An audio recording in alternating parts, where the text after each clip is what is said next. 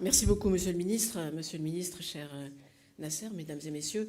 De mon côté, je voudrais dire tout d'abord, je suis très heureuse d'être ici aujourd'hui, au Maroc, un grand pays, un pays ami, et pour la France, un partenaire d'exception, un pays avec lequel nous avons tissé au fil des siècles, le ministre le disait, une relation d'une densité, d'une qualité exceptionnelle. Je crois même pouvoir dire qu'entre Français et Marocains, il y a quelque chose, on dit souvent de singulier, mais d'unique, spontanément. Et c'est une relation qui ne se compare à aucune autre.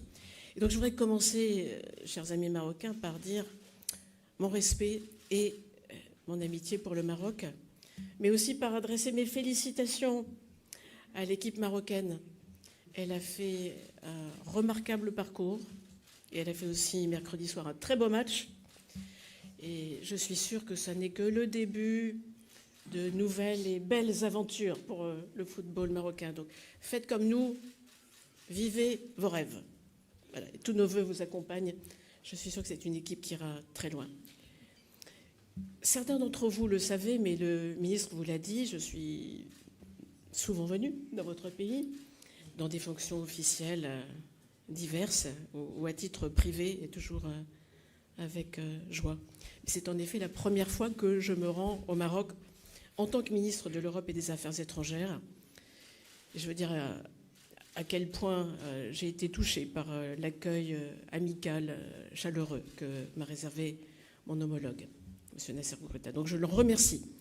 Et nous sortons en effet tout juste de consultations très riches, approfondies, au cours desquelles nous avons échangé sur de très nombreux sujets et nous continuerons. J'ai pu constater notre très grande proximité de vue sur beaucoup de dossiers, mais je voudrais, devant vous, pour me concentrer sur l'essentiel, retenir surtout les deux grands principes qui, je crois, résument bien là où nous en sommes aujourd'hui dans cette relation et là où nous voulons aller. Et c'est d'abord une volonté commune qui est de se projeter vers l'avenir. Et c'est ensuite l'existence, nous l'avons constaté une nouvelle fois, de très fortes convergences entre nos deux pays qui seront autant de points d'appui vers cet avenir en commun. Quelques mots sur chacun de ces deux grands principes. Projection vers l'avenir, tout d'abord. Le ministre vous l'a dit, ma visite aujourd'hui acte la volonté commune du Maroc et de la France de se projeter ensemble vers l'avenir, conformément à la volonté exprimée par Sa Majesté le roi Mohamed VI et le président de la République française. Ils l'ont fait à nouveau lors de leur entretien téléphonique de substance le 1er novembre. Et ils l'ont fait également, sachez-le, mercredi soir. Je ne trahis aucun secret, puisque je crois que cet entretien est déjà connu de vous, mais je voulais le citer devant vous. Alors l'étape suivante, ce sera la visite d'État du président de la République française au Maroc, à une date qui reste à finaliser, mais qui sera proche, disons, premier trimestre de l'année qui va s'ouvrir dans très très peu de temps.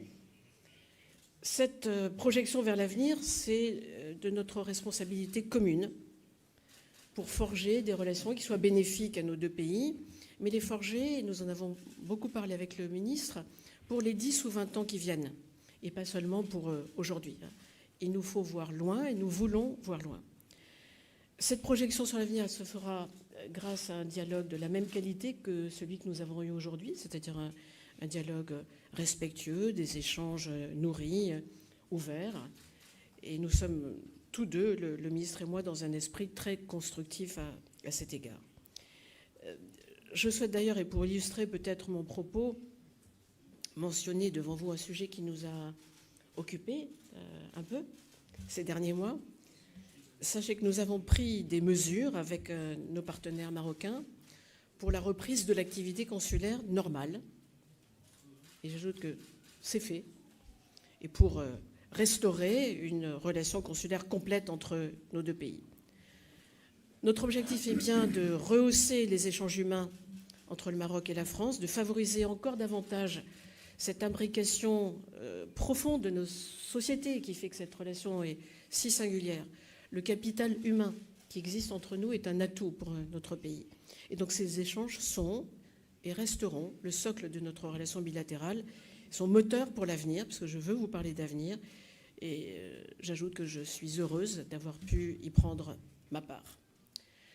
Plus généralement, et au-delà de ce sujet, la densité du partenariat franco-marocain ne s'est jamais démentie, ni tarie ces dernières années, et ce, dans tous les domaines économiques, culturels, éducatifs, sécuritaires, universitaires. Il y en aurait bien d'autres à citer. Alors, nous sommes convenus d'approfondir encore notre travail conjoint pour lancer de nouvelles pistes de coopération allant au-delà de celles qui nous unissent aujourd'hui, et donc dans des domaines clés pour le Maroc comme pour la France. Et bien sûr, comme le ministre vous l'a dit, nous souhaitons progresser à bon rythme pour permettre à la visite d'État du président de la République de marquer cette ambition que nous avons pour nos deux pays.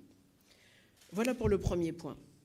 Je vous parlais de convergences que nous avons pu constater à nouveau ce matin. Elles sont réelles, elles sont importantes, elles sont grandes même, dirais-je, sur de nombreux sujets.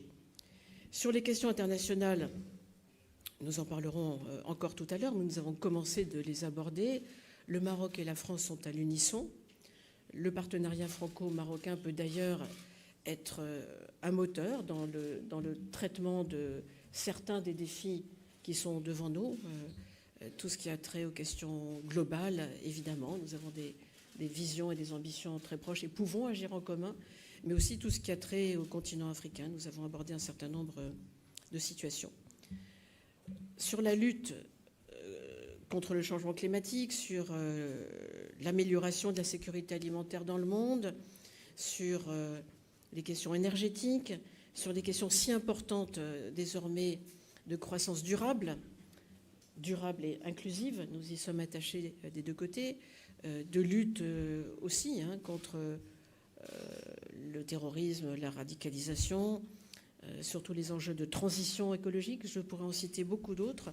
Nous faisons le constat que nous avons énormément à apporter l'un à l'autre et nous souhaitons donc utiliser ces convergences dans le cadre de la préparation de la visite d'État et pour que la visite d'État permette de se situer au niveau d'ambition que nous souhaitons pour nos deux pays. Et j'ajoute que, au-delà des simples relations franco-marocaines, dans ce monde complexe, pour ne pas dire dangereux, incertain, qui est la réalité du monde dans lequel nous évoluons, ces convergences sont importantes. Nous devons les utiliser, nous devons nous appuyer l'un sur l'autre, et nous avons décidé de le faire. Et ce partenariat franco-marocain, vous voyez qu'il est profondément ancré dans une vision du monde que nous partageons, un attachement au respect de nos valeurs, au respect du multilatéralisme, au droit international. Et c'est là aussi un atout dont nous devons nous servir.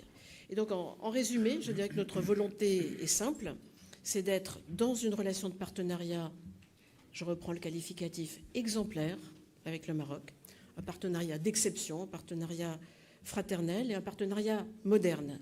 Et nous savons, le ministre en disait quelques mots tout à l'heure, nous savons que cela suppose des deux côtés aussi de nous adapter aux attentes légitimes du Maroc qui s'est profondément transformé, qui continue de se transformer et qui joue un rôle majeur aujourd'hui en Méditerranée, en Afrique.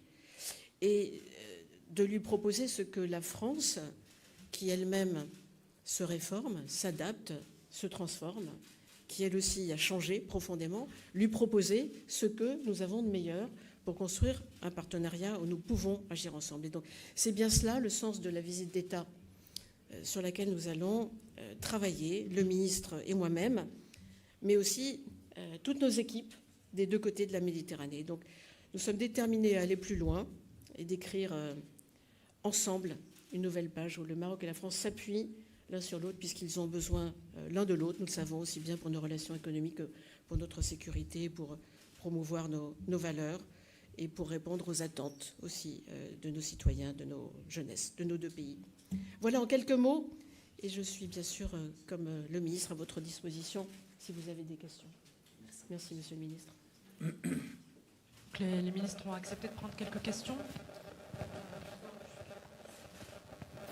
Bonjour, Delphine Touitou de l'agence France Presse. Une question pour vous deux, s'il vous plaît. Je voulais savoir si vous aviez abordé la question du Sahara occidental et si oui, pouvez-vous nous en dire quelques mots? Est-ce que la France est prête à reconnaître la marocanité du Sahara occidental?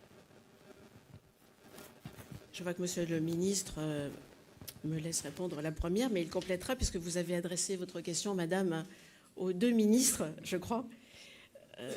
La position de la France est bien connue du Maroc, comme de tous nos amis. J'ai tenu à la rappeler ce matin auprès de l'un de vos confrères, et c'est une position qui a le double mérite d'être à la fois claire et constante. Nous soutenons le cessez-le-feu, nous soutenons les efforts de l'envoyé personnel du secrétaire général des Nations Unies, et nous souhaitons, ça n'est pas nouveau non plus, la reprise des négociations entre les parties en vue d'une solution juste et réaliste. Et donc dans ce cadre, et on l'a mesuré les années passées, avec constance, je le redis, la position de la France aux Nations Unies, en particulier pour le renouvellement du mandat de la MINURSO, a été, je crois pouvoir le dire, appréciée du Maroc. Et si votre question porte en complément, Madame, sur le plan d'autonomie proposé par le Maroc, il y a déjà quelques années, eh bien depuis quelques années, là aussi, je crois que notre position est parfaitement connue de notre partenaire et ami marocain.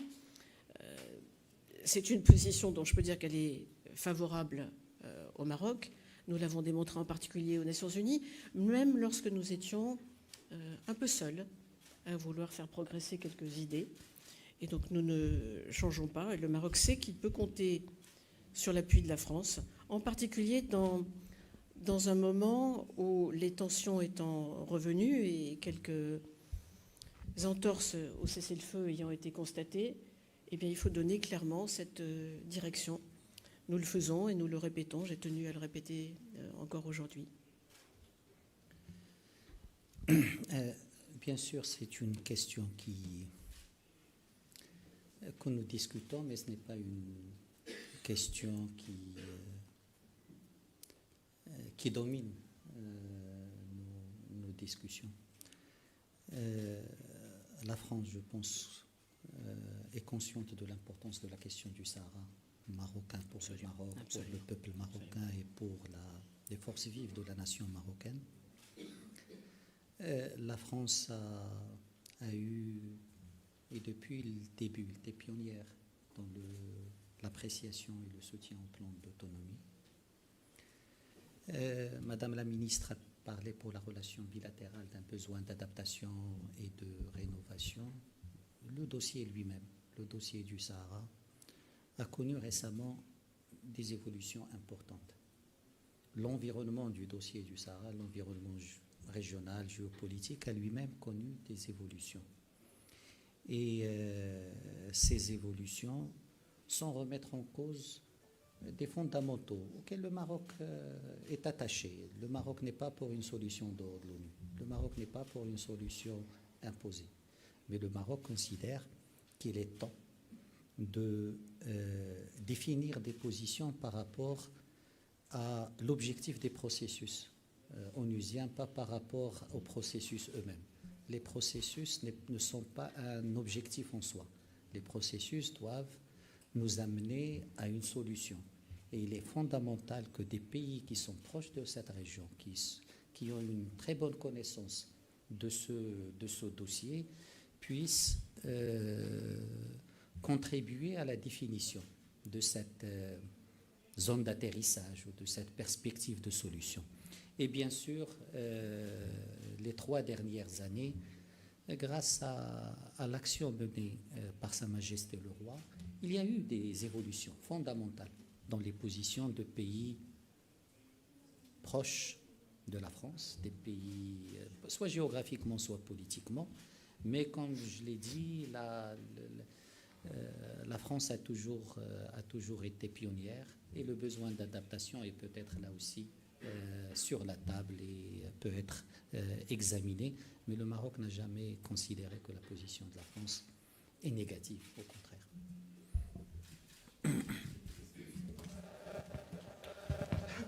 Bonjour, Samir El-Ouarziri pour Média 24. J'ai une question, si vous le voulez bien, pour chacun d'entre vous. Madame Colonna, vous nous avez dit que votre visite, en quelque sorte, signait un retour à la normale sur la question des visas. Est-ce que les consulats français, concrètement, vont se remettre à délivrer des visas sans aucune... sans restriction, comme c'est le cas depuis septembre 2021. Pardon, je vais en profiter pour ma question pour Monsieur le Ministre. Monsieur le Ministre, un petit mot sur cette crise qui empoisonne les relations depuis un an. Un petit mot, juste un an après. Et est-ce qu'il y a eu une contrepartie pour faire évoluer les choses? Merci.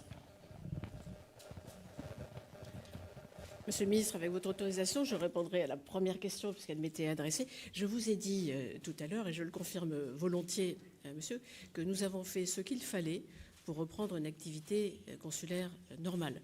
Je crois même avoir ajouté « c'est fait ». Voilà, donc je vous le confirme volontiers, c'est fait. Et donc, pour faire encore plus court et encore plus clair, mais je pensais avoir été clair, la réponse à votre première question est oui. Alors sur cette, d'abord, sur cette question, 3 ou 4 points. Le premier, c'est que lorsque les mesures unilatérales ont été prises, le Maroc s'est interdit de commenter. Le Maroc officiellement s'est interdit de commenter par respect à une décision souveraine et unilatérale prise par les autorités françaises. Bien sûr, il y a eu des réactions, disons, populaires ou des gens qui sont concernés et je pense que tout le monde a suivi ça. Aujourd'hui, la décision de reprise est une décision, encore une fois, unilatérale que le Maroc, encore une fois, respecte et ne commentera pas officiellement, mais c'est pas... c'est la normale dans la relation et Madame la ministre a évoqué cette dimension humaine qui est fondamentale pour nos relations, mais une décision unilatérale au début, encore une fois une décision unilatérale qui va dans le bon sens et tant mieux. Sur crise, je ne pense pas que il n'y a pas de crise maroco-française. Madame la ministre l'a expliqué, il y a le besoin de rénover, d'adapter cette relation. Grâce à la vision de Sa Majesté le Roi, le Maroc a évolué en interne, économiquement, politiquement, etc. Le Maroc a beaucoup évolué grâce à cette vision royale au niveau interne. Grâce à la vision royale, le Maroc a également renforcé son déploiement à l'international, son protagonisme à l'international et a diversifié ses partenariats. Est-ce un handicap, est-ce un atout pour la relation? Nous le considérons comme un atout pour la relation. Le Maroc a changé en interne et dans son déploiement à l'international. L'environnement, la France, Madame la ministre l'a dit, a changé. Et l'environnement, notre environnement régional, notre environnement géopolitique a changé. Cette relation ne peut pas, tout en gardant ses fondamentaux solides, a besoin de tenir compte de ces évolutions. Et dans ses mécanismes, dans son approche, dans son contenu, la relation doit s'adapter à ces évolutions, doit tenir compte de ces évolutions. Et comme je l'ai dit, un Maroc plus fort en interne, avec plus de protagonisme à l'international, avec une diversification des partenariats, ce n'est pas un handicap pour la relation maroco-française, au contraire, c'est un atout pour la relation maroco-française. Madame la ministre l'a dit, la relation maroco-française a des bases solides, a une spécificité incomparable avec d'autres, mais qui doit s'adapter à ces évolutions du Maroc et du contexte et de la France. De côté. Merci. Je l'ai dit, et vous voyez qu'on aborde cette adaptation nécessaire, au demeurant, dans un esprit positif, constructif et je dirais même volontariste. Oui, c'est un atout de voir que le Maroc a pu évoluer, a pu développer aussi dans la région et au-delà un rôle qu'il n'avait pas il y a quelques années. Nous-mêmes, nous nous transformons, nous nous réformons. Et donc, il faut évidemment s'adapter, c'est un phénomène naturel, et c'est ce qui permet de placer notre relation pour les décennies, mais disons déjà 10 ans qui viennent, sur un haut niveau de qualité, plus moderne, tel que la situation d'aujourd'hui le requiert, et les défis d'aujourd'hui le requièrent.